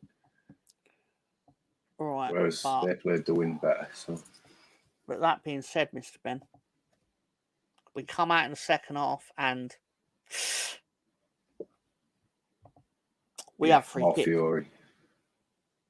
We have free kick. We're at the other end of the pitch. Coventry clear this free kick, to their credit. Coventry then just masses of space to break out. That's why they just tripped him up, wasn't it? Man City would have done that. From on it, because on his display, he wouldn't have given a foul or a booking for that. But if you kick the ball away 2 yards, he would have booked you for it. But obviously, this cross then gets put in, and Hadji Wright. I mean, he naturally has something against us, obviously, because he's American and he sees what we did to Jesse Marsh. But I'm joking, obviously, before the Coventry fans think I've got something genuine against Hadji Wright. But yeah, so he scores, and so it's 2-0. Obviously, Leeds Twitter got to be upset. Character really lacking. Never seemed to take advantage of the teams around us losing. First goal was comical. Set us up for this. This was always going to be the toughest game left in the running. Ref ain't helping. Fouling us all over. Not giving free kicks for us at all. I mean, I've got the feeling it was the same for them, though. It's just the referee wasn't really up to it, right? At no point going on, is it Jaden there? Have we bottled anything? Because we were in this race 3 months ago. So the fact is, we've not bottled anything, but it brings you to think that a lot of Leeds fans have wrote Leicester off. A lot of fans wrote Ipswich off. A lot of fans wrote Southampton off. Southampton wrote us off. Nobody's guaranteed this top 2 position out of the 3 that's left. Nobody. And it's going to go right down to the wire. So what is Mr. Scooby? Anyway, the only comfort, but have Leicester bottled it because they're still probably going to win it. The top of the league, how have they bottled it? They've recovered from their. We've basically dropped points, which meant that they didn't. Everyone sort of recovered from the little blips. Yeah.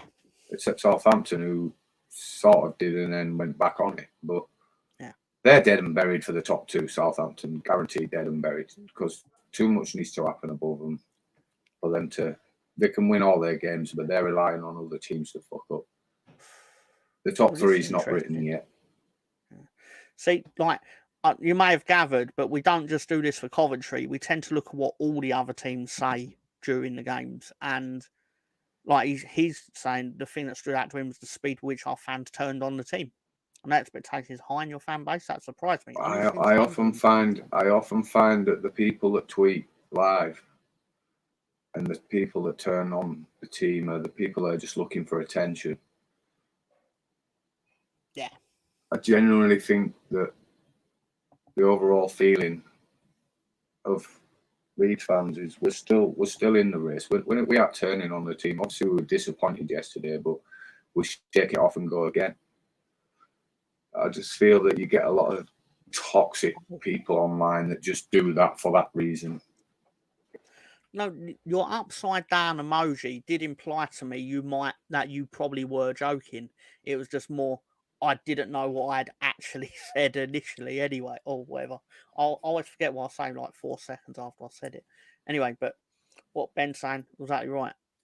So, before New Year, 17 points. Most people saying we bottled it. Yeah, exactly. Just, we've had a chance to overturn it, and we did overturn it, and it was brief because then our natural form dropped. So, and then the result that happened that was due to come came. So Coventry, blah blah blah. So their reaction, obviously, what the hell is a kilometre? I have no idea. Well, I know the answer to that. I just don't know why the Sky Blue Army has wrote that. Amazing, keep going, Sky Blue, Sims and Hadji, what a duo. Yeah. So great ball from Eccles, blah blah. Yeah, and I did enjoy Jack with Tar. Like we gave him it, which kind of did. Then it was this moment where record-breaking highest ever league attendance, highest ever home attendance, 30,232 turned out to watch Leeds. And Coventry, of course. I know they want their points for the tickets, but let me have my moment. You won the match. Anyway, obviously reaction to this. Does that not piss you off that they're only turning up for points so they can go watch at Wembley? I'd rather not have fans like that. They should turn up because they want to see the team do well. Like, for context, I've been to Ellen Road. I went to the Bernabeu Stadium to watch Real Madrid versus Leeds in the Champions League in 2001. That being said, that don't make me more of a fan. It just, you know what I'm gonna say is like, if I could if I was in a position to actually be near Ellen Road, I'd go far more often, basically. But I don't, so But I don't. right, let's narrow it down to look. Not every fan can get to games. Did you abandon the team during the Bates era? Like 50% of our fan base did that came back when Bielsa, you know. No, I'll tell you, Ben. Leeds United have got a lot of glory fans that jump on the good times and then they don't want nothing to do with the bad times. It's evident the attendance is exactly. It won't fit me because I'm now a lot fatter than I was, but I have it. And a lot of these fans are them fans that turn on the team. I'm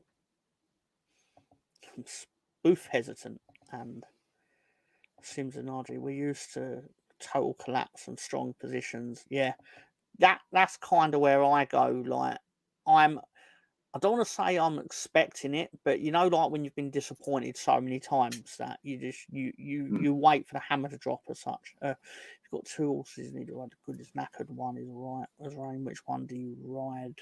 Even I'm sick of hearing me call for rotation.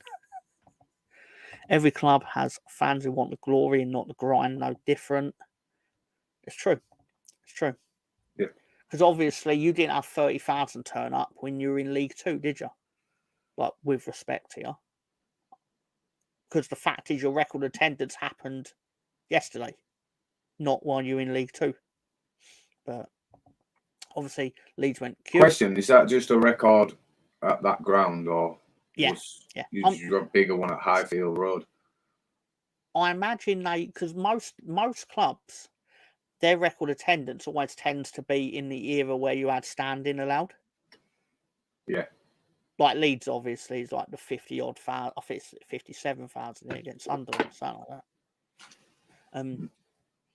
Anyway, so we recycle the ball through the defence. So I'll try and speed through this a bit more because we can get to the questions and the table and stuff like that. But obviously, we go down the wing. The ball just falls for Peru, who just buries it into the goal. Goal. Peru pulls one back. Reaction was basically up against 12 players right now. Ref is shocking. Hat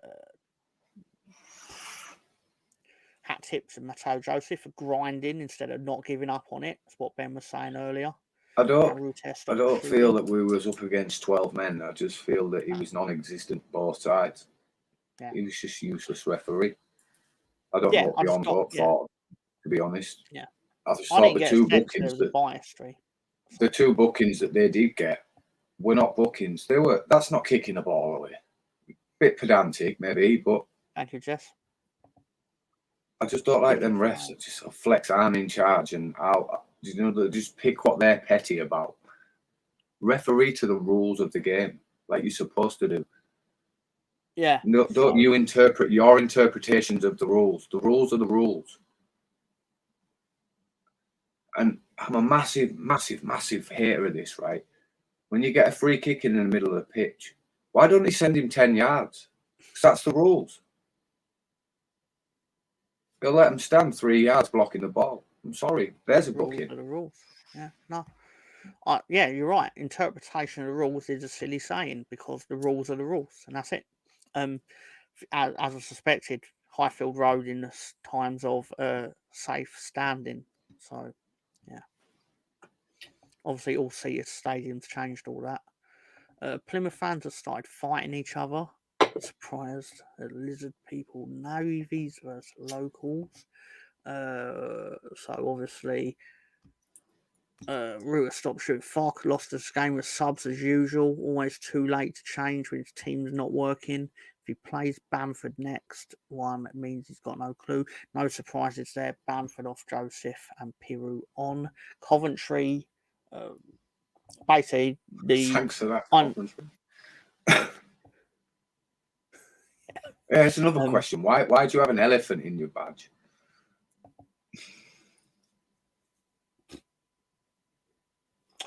I mean, if you only need to Google, so this for the Coventry gentlemen, you only need to Google the Leeds badge of 2017, 18, I think it is. Like, you know, we that badge lasted what 24 hours. It didn't even get to. It didn't get to air, did it? Really? Like they put it out on Twitter. Like I do try to mark the occasion every year. Like I'm just like, oh, what could have been us wearing a shirt with the Gaviscon man on it. Anyway. Grandad from Devon. Yeah. Excel. Cool. So the Coventry reaction was basically this was coming. They've dominated this off. Hope we don't bottle it. What? Oh my God! Did you not hear a conversation, Steve?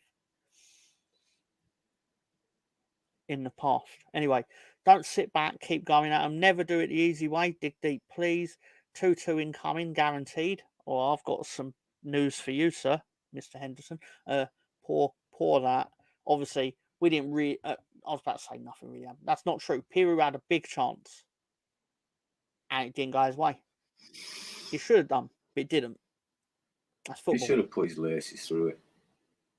He should have done anything other than what he actually did. Yeah, he didn't. I feel he didn't connect right with it when you see it from that angle, and the keeper made a good save in the end. But yeah, I see why people, and he should have just put his laces through it that far out. But you know, he didn't. That's it. Here we are. Yeah. Here we are watching Daniel Farker shake Mark Robbins' hand, and Mark Robbins has got the points. Coventry have got the points. Actually, Ryan looks thrilled with himself. Fantastic performance. Yeah, play like that against Scum and Ipswich, please, lads. No, you need to play better against Scum. Yeah, you do. But yeah, I see the sentiment. O'Hare starts, Cov win. Imagine my keep shot. your shape like that. You'll be all right. But yeah. I feel going forward, you need to be a bit more to beat them. Without a doubt, the best side we face this season. I can't help but feel that is a dig at. It's more of a dig at Leicester. Who? Because you remember when Leicester and Ipswich were saying that they were the best team the other team had faced, and it was like, but we beat you 4 times. So what are you talking about? Anyway, sorry. So obviously we do our thing, like saying we lost on the road and all this. Reaction went as a life, Ben. Well, this is how can you say that, right? When we scored 8 goals against you, it's absurd. It's delusion. As a lifelong Leeds fan, that was shocking. Our fans were simply rubbish. The team terrible. Oh, come on, don't insult the fans that made the effort. You can't blame the fans. The fans are going to cheer if they've got something to cheer about. Do you know what I mean? Yeah. As for I agree more when we're not doing well at home and it's a bit quiet, because then it's like it's more on you guys to then. But the away fans, no, it's on us to. It's on the players to give the away fans the impetus to give them. You know, it's like it's a snake eating its own tail. I think we're going up top 2. Ipswich of Watford, Borough. We'll look into that in a minute, but tough fixtures, blah, blah, blah. It's our first defeat this year. Still in the hunt. That's true. It's still it's cooked by the American from Leeds United with a clown emoji. So, I don't know. Don't attack these people, etc., because they can't help it that they're dumb. So, anyway. Some people can't help it. Fark team selection, 70 minutes of watching Dross is scandalous. Tommy, DMB, wants to know, do you ever sing? Well, I do when we do the question of the week. I sing along to songs of praise every Sunday. Yeah. Important to know, though, come for by context. Our last defeat in the league was on 29th of December. Yeah. It's really important to stress this. That if you'd have told me on the 29th of December, do you fancy going unbeaten for the next 3 months and 8 days? I would say yes. Because at the time, you wouldn't have known where it took you. If somebody said it, right, you've got 16 games, you're going to draw to Hull, draw to Watford and lose to Coventry, but that's it. You're going to snap your hand off at that. That's exactly my thing. It's like you wouldn't know in that situation that there'd be two other teams also with similar form or things like that. Mm. So you take it, and unfortunately, we're now doesn't go into two kind of thinking. But. Look, 3 months ago it was a 2-horse race. Now it's a 3-horse race. We're still in the mix. There's still a lot of football to be played. There's still some ups and downs to come on all three sides.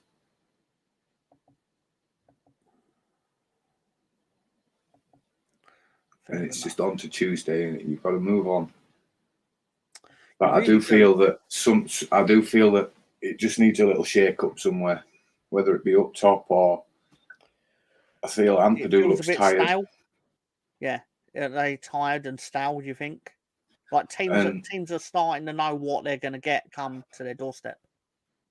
As such, I'd rather fit players play than half injured players, to be honest. Just have a bit of trust in some other players. Like, we don't necessarily judge by the shot count, but it's important to know that most of these shots that we did inflict on them happened way too late in the game. Not enough damage was inflicted upon them early on in the contest, in my opinion. So obviously, the match results were as follows on this particular weekend. Actually, that's Monday, so we'll go to Saturday. Ipswich lost. We didn't take advantage of it, so that's our fault.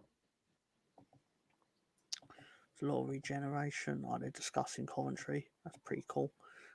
Anyway, so the table currently looks like this. Rotherham, I believe, are gone. Matter of time. They are. Yeah. They went on Monday, didn't they? Or Friday night, sorry. Yeah, they lost to Plymouth, I believe. Yeah. Do you think it is going to be Wednesday in Birmingham, or? No. Wednesday won yesterday, didn't they? I think, yeah. Let's have a... Yeah, beat QPR. I think Birmingham and Huddersfield, to be honest. No, fine. Interesting. I mean, it would be quite amusing if it was Millwall, I suppose. But anyway. So our predictions this week didn't really pan out, obviously. But hopefully we need 6 points by this time next week. I think it's unfair to say. But really we need 12. So we'll see what happens. Remaining in the pack is what the teams have. If anyone is interested in anything like that. Time to go. Huddersfield will be third for me. Oh, you see, we've just gone through it. People think that Ipswich's hardest game was yesterday. They've got what we've just been through, Hull, Coventry, but both away. I feel Hull away is not going to be easy for them, and obviously we've seen what Coventry did to us. They do that to Ipswich, we'll be laughing. I hope Coventry can do us a favour. I hope they take advantage. I hope they remember how kind we were to Beyond Hope on We All Love Leeds on the 7th of April, and we'll be good. So, what do you think our toughest game is? It's got to be Borough away, has it? Maybe. Well, yeah, I'm inclined QPR to say still. It's going to be, yeah. No, I think QPR away because I don't. Obviously, historically, it really has no bearing on football on the day, but it just feels like there's a lot of on the days where we don't do well there. So, would you rather have QPR away compared to Hull Coventry away on West Brom? Oh no, I'd still go to QPR because their league, although their form has improved, they're still down there. Whatever. Obviously, Leicester's still got to play Southampton. And you're in this part of the season now, aren't you, where the bottom teams pull out freak results to stay up. Let's just Team hope players Millwall, realise they're Plymouth. playing for their job.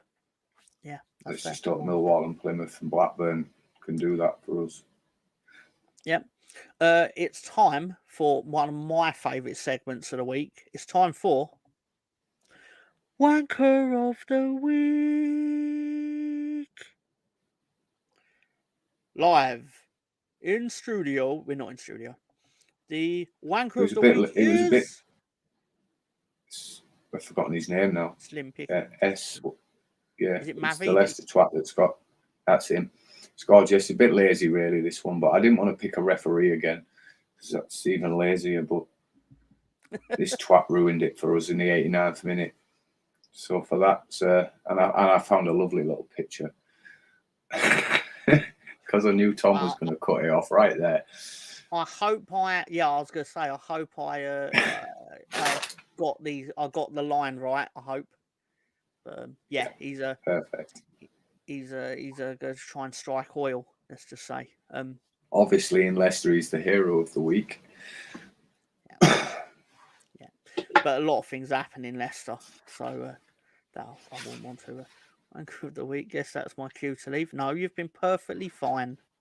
No, thanks for joining us. Enjoyed your input. Yeah, we have, and we've kept it friendly for you, hopefully. Generally speaking, there are some memes at the start of the show if people like sort of like jokes at the expense of other clubs, and I try to make obviously it's more focused for Leeds fans, but I try to as long as we didn't come across as bitter. Yeah, because exactly. we're not bitter. Exactly. Look, you deserve the win, so you got the win, and we wish you well, and we're all behind you in the semi-final, every one of us. Got to get Bandi on to work on that intro song. I thought the intro song was quite spiffing myself, using my 1920s vernacular. Which ref is Wanker of the Week would be a separate choice. Didn't join expecting a Cov loving, so accept your comments as is. There you go. But I've been more than fair to you, sir. But then it's another one of my favourite segments of the week is this was made by Ben. The dipshits. That's right. It's the time where I scour the bowels of Twitter, formerly known as X. No, sorry, that's the one way round. X, formerly known as Twitter, to find the tweets that were aimed at the dipshit pairing. Yeah, sorry. The dipshits. So,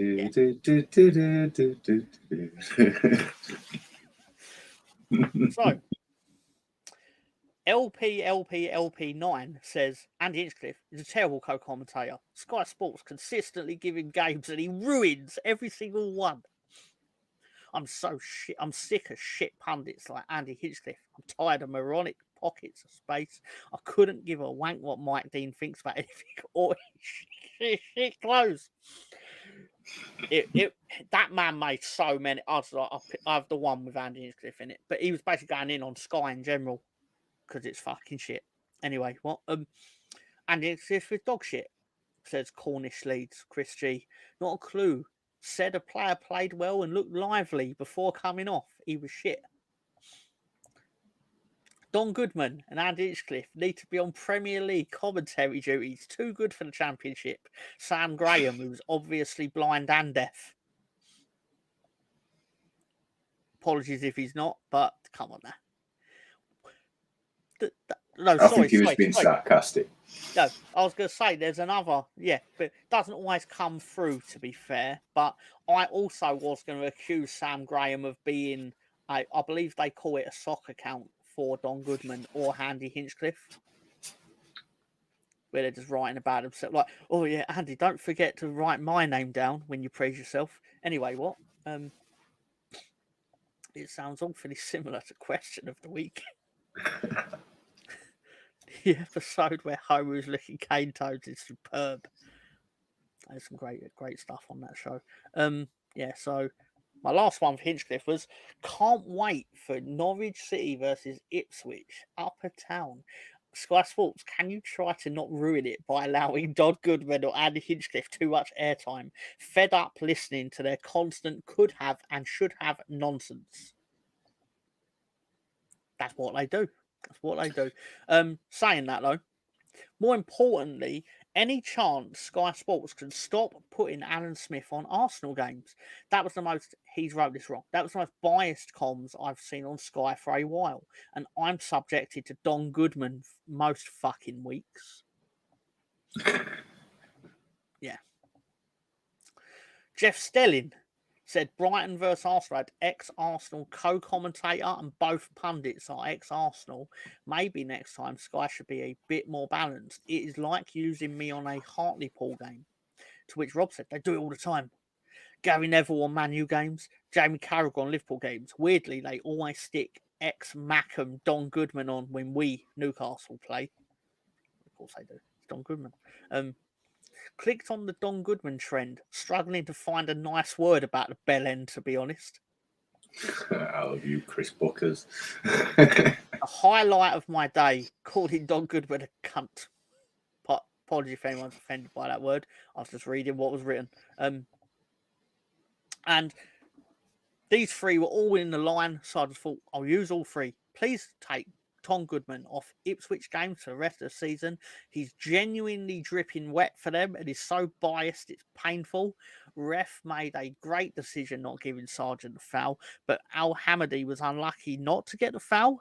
Medicine. Don Goodman can fuck off. And Leeds United on Twitter wrote, Don Goodman is an absolute wanker. I said that like Richard Keys would say it.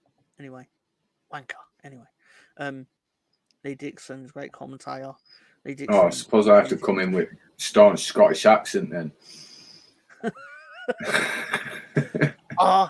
Teta. Oh, I love the way that we went up the fucking wing. Hey.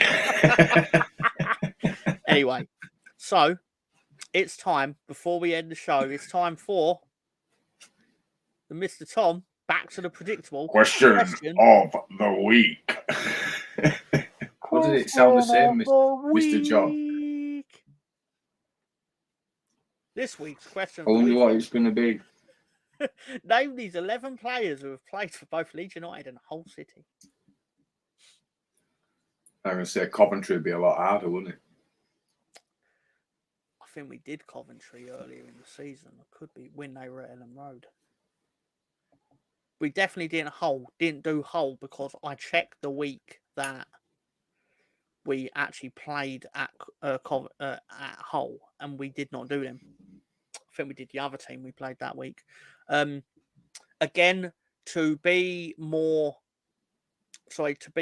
open about this, your answer may not necessarily be wrong because there's usually more than 11 players that play for two clubs. But it's just the 11 that happen to fit the formation. All right, let's get the easy one out of the way. Liam Cooper. Exactly right. So Russ Morgan's a defender, of course. That makes sense. Right. So let me find the thing for Director John. I'll get the answer sheet up. So what we had, John Hendry it's not John Hendry. It may be. It's not on here. Cooper, yeah, obviously Liam Cooper. Yeah, you're quite right. We could say Russ Morgan. You probably won't get it unless you've ever played FIFA 06. I'll give you a clue though. Number the RM at I think he actually was a right back. That's my fault when I've written it down. But he was the only Leeds player on international duty at the 2006 World Cup. Nick Barmby's correct. Darlow is correct.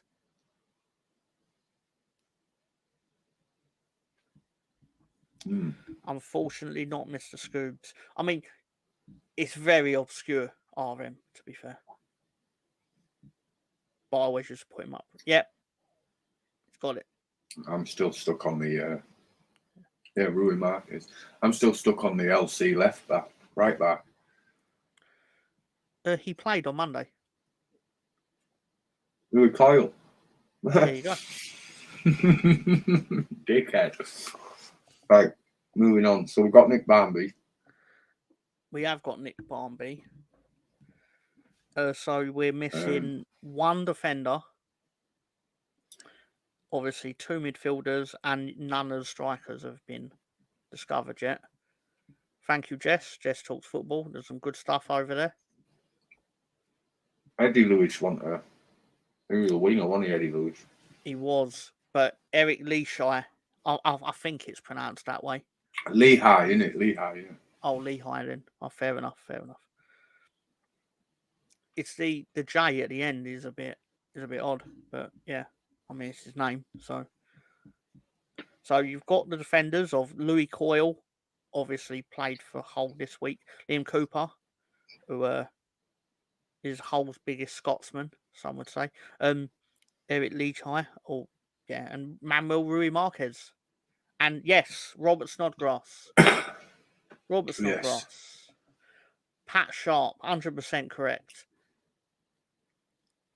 It's crazy, it's wacky, it's fun, it's outrageous. And yes, Michael Bridges. Well done, John. Well done, Russ. My mate was on Funhouse. I love Funhouse. It's a whole lot of fun. My mate was on it. To be won. Yeah. Do you remember the twins? Swan. Yeah. What was it? Melanie and Davina? Was that their name? Yeah, something like that, yeah. Probably my first crush. I don't know. So you got Peter Swan, you got Michael Bridges. MW is a lot of people did, sir. I'm sure MW now plays for. No, he plays for Sheffield Wednesday now, I think. I could be wrong.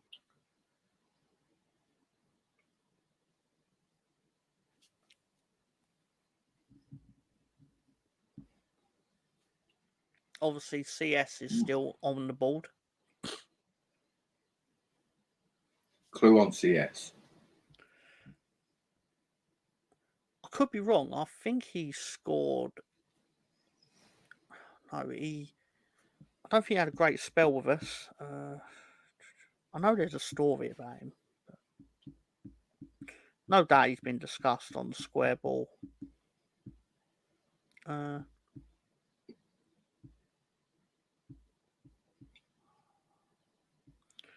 He played for us on loan from Hull. On loan from Hull. Yeah, he was nationality. We were one of his many. He played 11 appearances. He made his debut for Leeds in the 6-0 defeat at Sheffield Wednesday.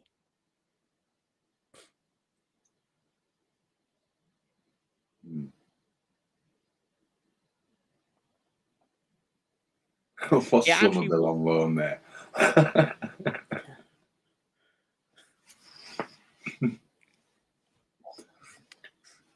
Fair point. No, John Garcell's got it. Cameron Stewart. All right, yeah. So that's Matty Wilkes then. Yeah, and it was Malik Wilkes. Yeah. Malik Wilkes, yeah. I believe that's everyone, right? Yeah. And we'll pretend that Marcelo Bielsa was the manager of Hull for 5 minutes, for long enough to.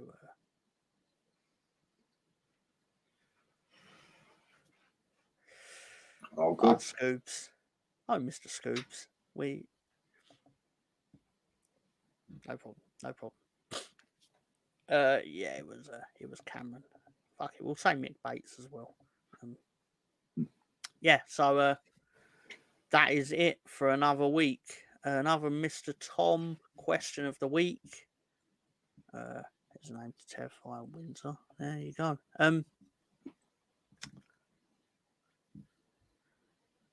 Be time for the Sunderland game soon. That's a fair point. But you only see us on Sundays because I'm lazy. So yeah, me. Yeah. I knocked this up in one day, to be fair. Director John does all the graphics. If you like any of the graphics, it'll be John's stuff, to to be clear, like being totally honest. There is a full Nelson show. If you want to watch me watch WrestleMania night, you can do it right here.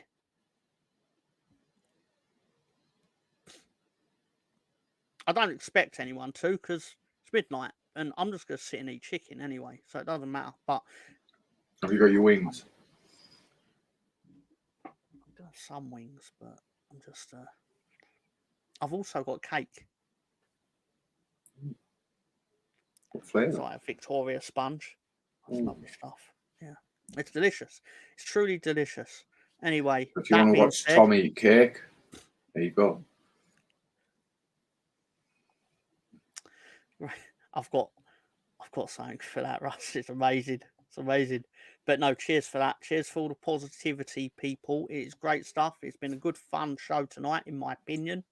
If you didn't have fun, I don't know what to tell you. But if you did, I also don't know what to tell you because I'm just going to come back next week anyway. I'm sure Ben will. Yeah. So yeah, there you go. There you go. Cool stuff. Cool stuff. Thanks to everyone for turning up and obviously like Jess with all the stuff she was doing in the chat, all cool stuff. Thank you.